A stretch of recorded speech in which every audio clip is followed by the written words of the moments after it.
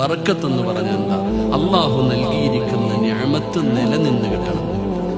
ആരോഗ്യമാണെങ്കിലും സമ്പത്താണെങ്കിലും ജോലിയാണെങ്കിലും എന്തുമാകട്ടെ, അള്ളാഹു നൽകിയ നിഅമത്ത് മരിക്കുന്ന കാലം വരെ നിലനിന്ന് കിട്ടണം. അള്ളാഹു നിലനിർത്തി തരുമാറാകട്ടെ. ഒരാൾക്ക് വീടുണ്ട്, പണമുണ്ട്, കാറുണ്ട്, അധികാരമുണ്ട്, ഭാര്യയുണ്ട്, മക്കളുണ്ട്, കൊട്ടാരം പോലെയുള്ള വീടുണ്ട്. ആ മനുഷ്യന് ആരോഗ്യമില്ല. ഇത് കിട്ടിയിട്ട് വല്ല കാര്യമുണ്ടോ? കാര്യമുണ്ടോ? ആവശ്യത്തിന് പൈസ ഉണ്ട്, നിനക്കൊരു മട്ടൻ മന്തി പോലും തിന്നാൻ പറ്റത്തില്ല, പിന്നെ പൈസ കൊണ്ട് കാര്യമുണ്ടോ? അള്ളാഹു തന്നത് നിലനിന്ന് കിട്ടണം. അള്ളാഹു നിലനിർത്തി തരുമാറാകട്ടെ. അള്ളാഹു നിലനിർത്തി തരുമാറാകട്ടെ.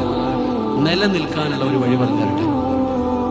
നിനക്ക് അള്ളാഹു നൽകിയ നിഅമത്തുകൾ മുഴുവനും മരിക്കുന്ന കാലം വരെ നിലനിൽക്കാനുള്ള ഒരു വഴി പറഞ്ഞു തരട്ടെ.